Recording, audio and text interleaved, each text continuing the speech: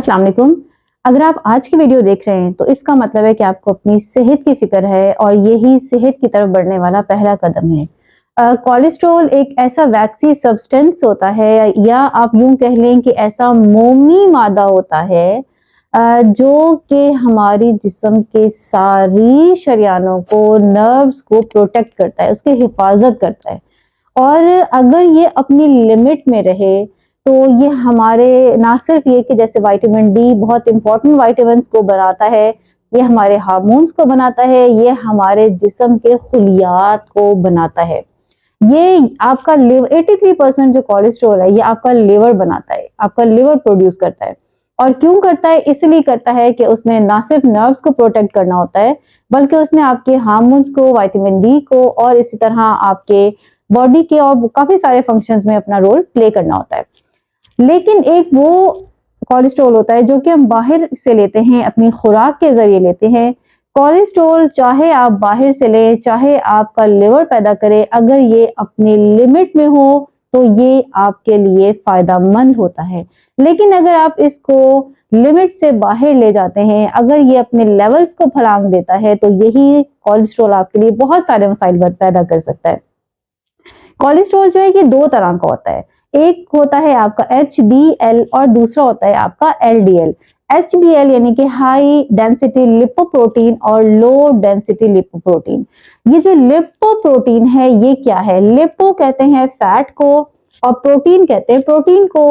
तो आपकी बॉडी के अंदर जो भी आप प्रोटीन आपके मसल्स में जाने होते हैं वो नहीं जाते जब तक कि उनके ऊपर फैट की कोटिंग ना हो।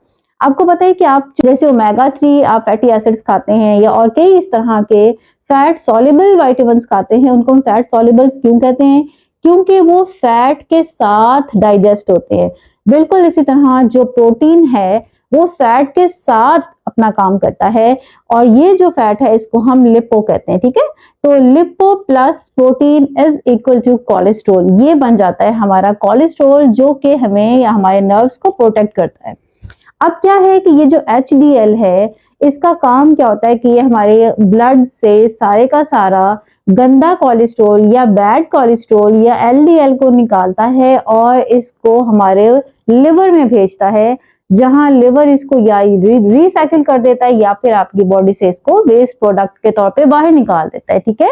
लेकिन दूसरी तरफ जो LDL है जिसको हम ये कहते हैं कि ये बैड कोलेस्ट्रॉल है, हकीकत में ये बैड नहीं होता बेचारा। अगर ये अपनी फितरत के मुताबिक अपने लिमिट्स में रहे तो ये हमारे लिए बहुत सारे काम कर रहा होता है।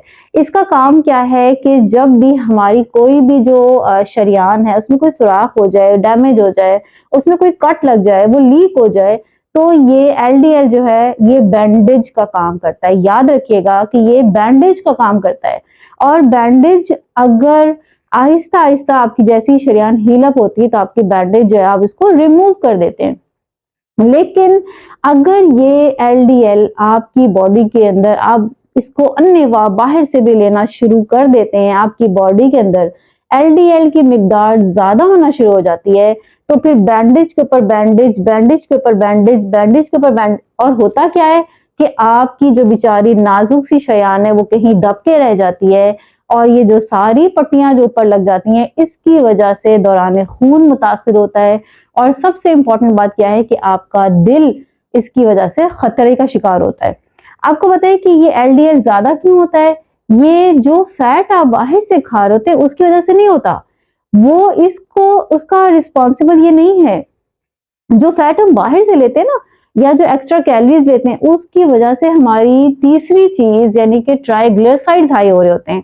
अच्छा, अब ये ट्राइग्लिसराइड्स क्या है इसके लिए हम नेक्स्ट वीडियो में बात करेंगे। आज हम सिर्फ ये समझते हैं कि ये जो LDL है जिसको हम बुरा समझ रहे हैं ये बेचारा इटसेल्फ इतना बुरा नहीं है। हाँ, ये अगर अपने लिमिट से आगे बढ़ जाए तो फिर ये हमारी नर्व्स के लिए, हमारी सेहत के लिए मुश्किलात खड़ी कर सकता है। और ये हद से कब बढ़ता है? जब हम बाहर से बहुत ज्यादा शुगर इनटेक करते हैं या ये कि हमारी बॉडी का जो इंसुलिन है उसके अंदर रेजिस्टेंस पैदा हो जाती है, यानी हमारा इंसुलिन का जो सिस्टम है वो बिगड़ना शुरू हो जाता है और इंसुलिन रेजिस्टेंस जो है ये ट्रिगर करती है LDL के लेवल्स को बढ़ाने में। अच्छा, अब ये जो कोलेस्ट्रॉल है ये बढ़ता क्यों है, इसके रीजंस क्या हैं? इसकी 4 रीजन है। पहली क्या रीजन है कि आप ओबेसिटी की तरफ जा रहे हैं, आप ओवरवेट हो रहे हैं। दूसरा क्या है कि आप ओवरवेट होने के साथ आप क्या हैं, इनएक्टिव है, आपकी लाइफ में कोई फिजिकल खास एक्टिविटी नहीं है, थोड़ा बहुत बस आप पानी पीने के लिए या थोड़ा बहुत आप वॉशरूम जाने के लिए चल फिर लेते हैं, वरना आपके सारे काम वन टच बटन पे हो रहे हैं। तीसरा क्या है कि आप स्मोकिंग करते हैं। चौथा क्या है कि आपकी लाइफ में जो आपका फूड है वो बहुत अनहेल्दी चॉइसेस हैं, आप अनहेल्दी फैट बहुत ज्यादा लेते हैं, आप बहुत ज्यादा बाहर से इस तरह की डाइट लेते हैं जो कि ना सिर्फ आपके इंसुलिन को ट्रिगर कर रही होती है बल्कि आपके कोलेस्ट्रॉल लेवल्स को बढ़ाने में भी अपनी खिदमत से अंजाम दे रही होती है। इसका सिंपल सोल्यूशन है, सिंपल। आपने करना क्या है कि आपने सिर्फ 3 काम करने हैं। सबसे पहला क्या कि आपने अपनी डाइट के अंदर चेंजिंग्स लेके आनी है, हेल्दी फैट ऐड करने हैं, अनहेल्दी को रिमूव कर देना है, सिंपल। दूसरा क्या है कि आपने अपनी लाइफ के अंदर फिजिकल एक्टिविटी बढ़ानी है, यानी कि एक्सरसाइज को ऐड कर ले। और तीसरा सोल्यूशन क्या है कि आप सिगरेट नोशी छोड़ दें, स्मोकिंग क्विट कर दें। सिंपल सोल्यूशन है मेरे भाई। आप इस सिंपल से सोल्यूशन को करने की बजाय बहुत सारे पैसों का अंबार डॉक्टरों के ऊपर लगाते हैं, फिर वो आपको बहुत सारी दवाइयों के शॉपर पकड़ा देते हैं, फिर न जाने आप स्टैटिन्स खाते हैं, कौन कौन सी ब्लड प्रेशर कम करने वाली, तो फलानी तो टमकानी, पता नहीं कितनी किस्म की आप दवाइयां खाते हैं। और एंड में क्या होता है कि आपके इन दवाइयों के बाद आपके मजीद और मसाइल जो है सर उठाना शुरू कर देते हैं। कभी आपके स्टमक में अल्सर शुरू हो जाता है, कभी आपको गैस ब्लोटिंग शुरू हो जाती है। लेकिन आप देखें कि इसका कितना सिंपल सोल्यूशन है। सिर्फ और सिर्फ 3 चीजें आप अपने हाथ में ले लें और आप वापस अपने कोलेस्ट्रॉल लेवल को मेंटेन कर सकते हैं। So simple. अपनी सेहत का बहुत सारा ख्याल रखें बजाय इसके कि ये बहुत ज्यादा आगे पेचीदा हद तक बिगड़ जाए।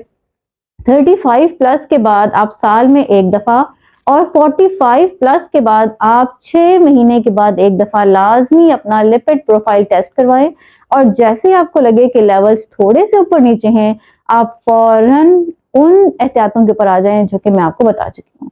अपनी सेहत का बहुत सारा ख्याल रखें, लाइक शेयर सब्सक्राइब करना मत भूला करें। आपका ये स्टेप मेरे हौसलों को बढ़ाता है। Thanks for watching.